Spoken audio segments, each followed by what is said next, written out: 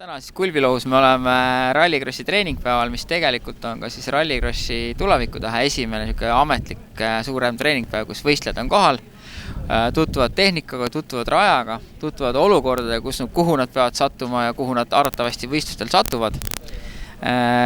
On olnud väljakutsetega päev, on olnud väiksed erinevaid tehnilisi probleeme, kindlasti noorte jaoks on palju uut, aga ma näen, et nad õpivad kiiresti ja tegelikult juba poole päeva pealt on öelnud, et me oleme päris kaugele jõudnud.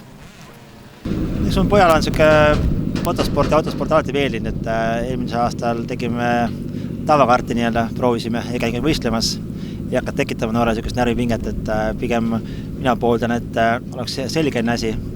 Ja siis, kuna ma ise sõidan ka Rallycrossi CrossCar sarjas, et siis ta on käinud vaatamas ja nüüd see aasta siis, kuna Autospordiliit pakkus sükest võimalust, et luuakse noorte tiim, tegime avalduse, võidi tiimi liikmeks ja miks mitte, et sükese sarjaga liituda, et poisile praegu meeldib ja lähme edasi.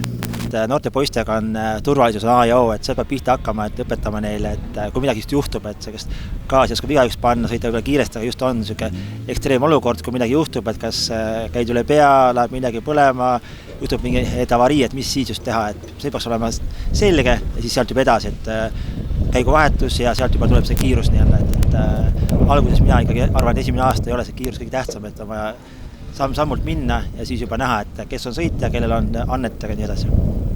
Crosskardiga kogemust, mida sa varem oled sõitnud? Olen 3 korda jääraja etappidel käinud crosskardiga. Kõik etapid olen võitnud. Kardis olen ühe korra tulnud Eesti meistriks mikroklassis. See kardispordi kogemus tuleb täna siin asfaldil kasuks ka? Mõnes mõttes ikka. Aga räägi natuke seda asfaldi sõitu, et kuidas siin asfaldil kiire olla? No seda ma ei oskagi seletada, kuidas kiire olla, aga et nagu mitte nii agressiivne ja nii kui kruusal ja Apexit tuleb ka hästi tabada ja proovida mitte külge ees väga sõita.